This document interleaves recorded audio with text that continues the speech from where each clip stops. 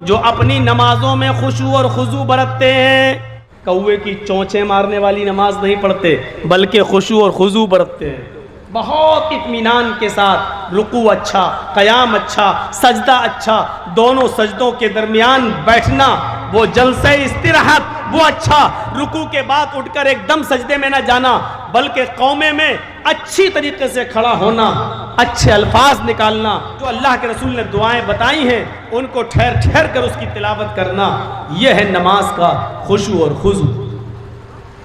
المؤمنین کتابا موقوتا، نماز اپنے وقت کی اوپر فرض کی گئی ہے، جو اس کا وقت ہے اس وقت میں نماز پڑھی جائے۔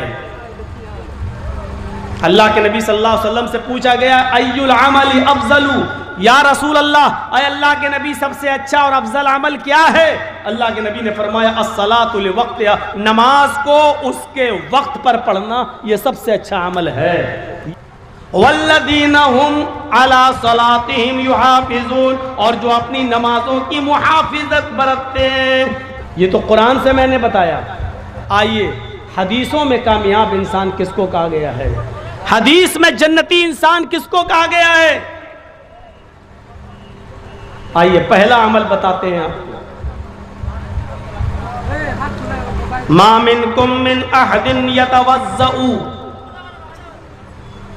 فیحسن الوضوء ثم قال اشہد ان لا الہ الا اللہ واشہد ان محمدا عبدہ ورسولہ الا فتحت لہ ابواب الجنۃ الثمانیۃ۔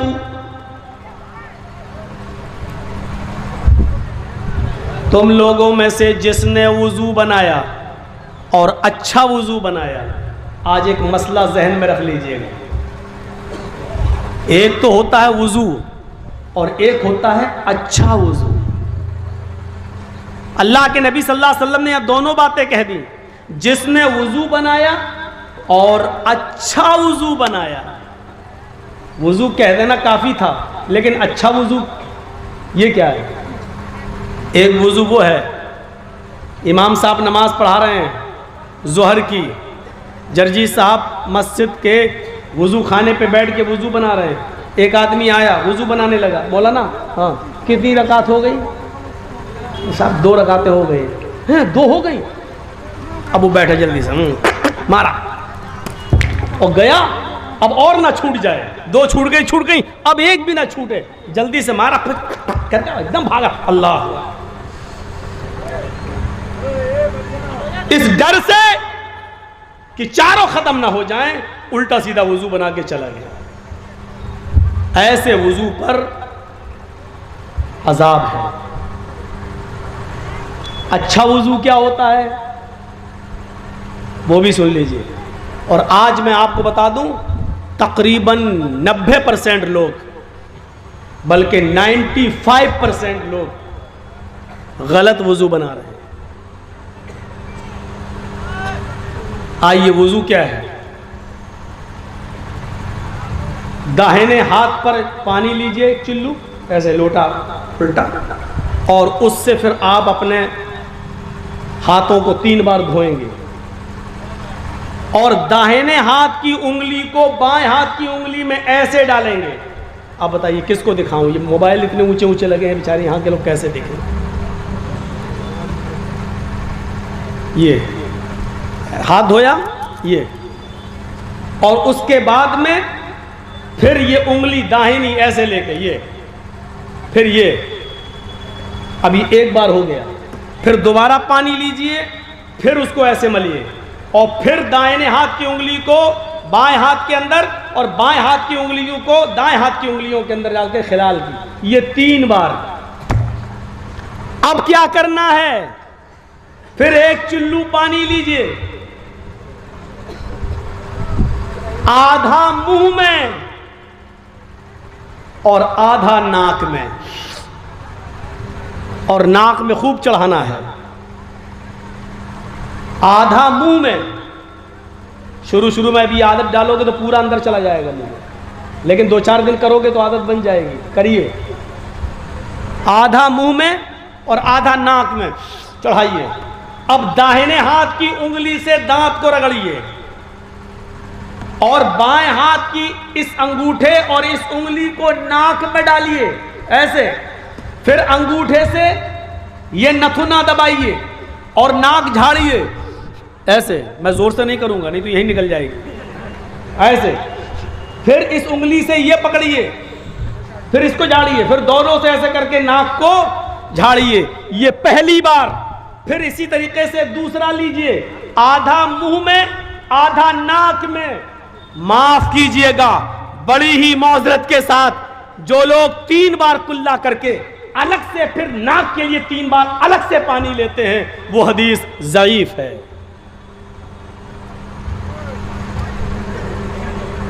ایک ہی چلو پانی میں آدھا منہ میں لینا ہے اور آدھا ناک میں لینا ہے، اور ناک میں خوب تیز چڑھانا ہے، لیکن روزے کی حالت میں تیز نہیں چڑھانا ہے۔ اگر رمضان کا مہینہ ہو یا آپ روزے سے ہو تو بس ایسے، بس زیادہ تیز نہیں تو حلق میں چلا جائے گا، لیکن روزے سے نہیں ہو تو آپ کو خوب چڑھانا ہے، ایسے ایسے کرنا۔ یہ اچھی طریقے سے وضو میں یہ شامل ہے۔ میں یہ نہیں کہہ رہا ہوں کہ جو لوگ 3 بار کلا کرتے ہیں پھر 3 بار ناک میں پانی الگ سے ڈالتے ہیں ان کا وضو نہیں ہوگا، میں یہ نہیں کہہ رہا ہوں، لیکن میں یہ کہہ رہا ہوں کہ وہ حدیث ضعیف ہے۔ 3 بار کلا کرو پھر 3 بار پانی ناک میں الگ سے لو، وہ حدیث ضعیف ہے جس میں آیا ہے۔ لیکن جن حدیثوں میں آیا ہے اللہ کے رسول نے فرمایا کیا، وَاسْتَنْشَقَ وَاسْتَنْسَرَ، وہ ایک ہی جملہ ہے، آپ نے 3 بار کلا کی اور ناک میں پانی ڈالا، یہ نہیں کہا کلا کی پھر الگ سے پانی لیا، یہ نہیں۔ بخاری اور مسلم کی حدیثوں میں ہے آپ نے 3 بار کلا کیا اور ناک میں پانی لیا، یعنی ایک ہی چلو میں 3 بار کلا بھی ہوئی اور آدھے چلو کو ناک میں لے گئے، یہ حدیث صحیح ہے جو بخاری اور مسلم کی ہے۔ تو جس نے وضو بنایا اور اچھی طریقے سے وضو بنایا، اب سر کا مسح کیسے ہوگا؟ دونوں ہاتھوں کو تر کیجئے اور سر کو ایسے یہاں سے پیشانی کے یہاں سے اپنے دونوں ہاتھوں کو لے جائیے۔ اب جو سلمان خان کی طرح ہیرو بنے ہوں وہ غور سے سنیں، وہ ایسے کر لیتے ہیں تاکہ وہ مانگ خراب نہ ہو جائے۔ تو اپنے مانگ کے چکر میں اپنا وضو خراب کر رہا ہے۔ پورا سر کا مسح کرنا ہے اور دبا کے ایسے، یہ، اور جہاں تکیہ لگاتے ہیں یہاں تک ہاتھ کو لے جانا ہے، یہ یہاں تک، اور پھر یہاں سے اسی ہاتھ کو واپس لانا ہے، یہ بس۔ اور پھر اسی انگلی کو، یہ اور یہ دونوں ہاتھ کی الگ سے پانی لینے کی ضرورت نہیں ہے، انہی دونوں انگلیوں کو اپنے کانوں میں ڈالیں اور اسی طریقے سے کان کے اندر اس کو گھمائیں۔ کان کے اندر راستہ خود بنا ہوا ہے، جب آپ انگلی سے ایسے ایسے کرو گے تو آپ کو آپ کی انگلیاں کان کا راستہ اپنے آپ تلاش کر لیں گی، اور اس طریقے سے یہاں آئیے اور ان دونوں انگوٹھے یہ اس کو لا کر آپ کو یہ کرنا ہے، یہ ہے کان کا سر کا مسح۔ سر کے مسح کے لیے الگ سے پانی لینے کی جو روایت ہے وہ ضعیف ہے۔ ایک ہی ہاتھ کے پانی سے سر کا بھی مسح کرنا ہے اور کان میں انگلی بھی ڈالنا ہے، چاہے سر کا مسح کرنے کے بعد انگلی میں پانی رہے یا نہ رہے، لیکن انہی انگلیوں کو کانوں میں ڈال کر آپ کو کان کا مسح کرنا ہے اور دونوں انگوٹھے سے کان کے اوپر حصے پر آپ کو گھمانا ہے۔ یہ اچھے وضو میں شامل ہے۔ ما منکم من احد یتوضؤ، ہو گئی آپ کی تقریر کامیاب۔ اس کے بعد میں ایک بھی لفظ نہ بولوں پھر بھی جلسہ کامیاب، اگر آپ نے اس پر عمل کر لیا تو۔ میں نے اسی لیے کہا کہ 95% لوگ غلط وضو بناتے ہیں۔ جب وضو صحیح نہیں ہوگا تو معاف کیجئے گا نماز بھی صحیح نہیں ہوگی۔ اور کل سے اب ہم دیکھیں گے کہ کتنے لوگ اب ایسا ابھی یہاں سے جانے کے بعد تو بھول جائیں گے، یاد ہی نہیں رہے گا۔ ہم جلسہ سننے آتے ہیں کچھ سیکھنے کے لیے اور وہ سیکھنا ہی نہیں چاہتے۔ پوری تقریر میں کچھ مت سیکھیے، بس آپ اپنا پہلا وضو صحیح بنا لیجئے۔ بس کل سے جب آپ وضو بنائیں تو صحیح سے وضو بنائیں۔ تو ما منکم من احد یتوضؤ فیحسن الوضوء، تم لوگوں میں سے جس نے وضو بنایا اور اچھا وضو بنایا، اور وضو بنانے کے بعد جس نے یہ دعا پڑھ لی ثم قال، جس نے یہ دعا پڑھ لی، کون سی دعا؟ اشہد ان لا الہ الا اللہ واشہد ان محمدا عبدہ ورسولہ. بس وضو کے بعد کی اتنی ہی دعا ہے. مسلم شریف کی حدیث کے اندر اتنی ہی دعا ہے. اور لمبی دعا بھی ہے، میں منع نہیں کر رہا ہوں، اس کے بعد بھی الفاظ ہیں اللہم اجعلنی من التوابین واجعلنی من المتطہرین، میں منع نہیں کر رہا ہوں. حسن روایت کے ساتھ امام ترمذی نے اس کو سنن ترمذی کے اندر بیان کیا ہے، اپنی ترمذی کے اندر نقل کیا. وہ حدیث صحیح ہے، میں منع نہیں کر رہا ہوں، پڑھنا جائز ہے، ناجائز نہیں کہہ رہا ہوں میں. لیکن اگر کوئی اتنی لمبی دعا نہیں پڑھتا ہے، صرف اتنی پڑھ لے کافی ہے، کافی ہے. یاد ہونے کے باوجود بھی اگر نہیں پڑھتا اللہم اجعلنی من التوابین واجعلنی من المتطہرین تو کوئی فرق نہیں پڑتا، صرف اتنی دعا پڑھ لے تو کافی ہے.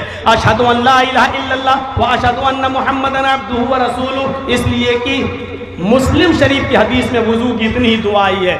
جس نے وضو بنایا اور اچھی طریقے سے وضو بنایا اور وضو بنانے کے بعد پھر یہ دعا پڑھ لی، کامیابی کیسی ملے گی؟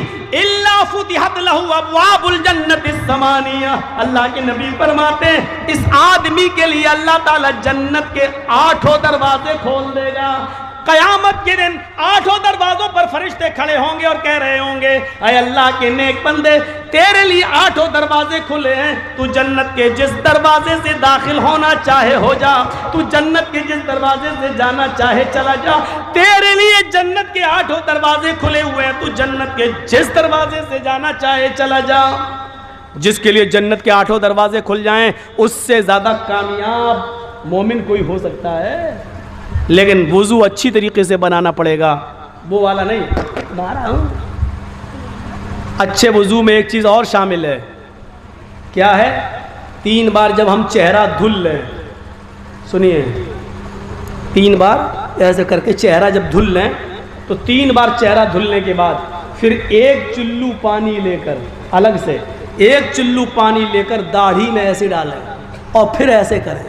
یہ داڑھی کا خلال یہ ایسے الگ سے 1 چلو پانی لے کر 3 بار چہرہ دھلنے کے بعد پھر 1 چلو پانی لے کر داڑھی میں ڈال کے ایسے ایسے یہ داڑھی کا خلال کریں. لیکن داڑھی کا خلال وہ کریں گے جن کی داڑھی ہے.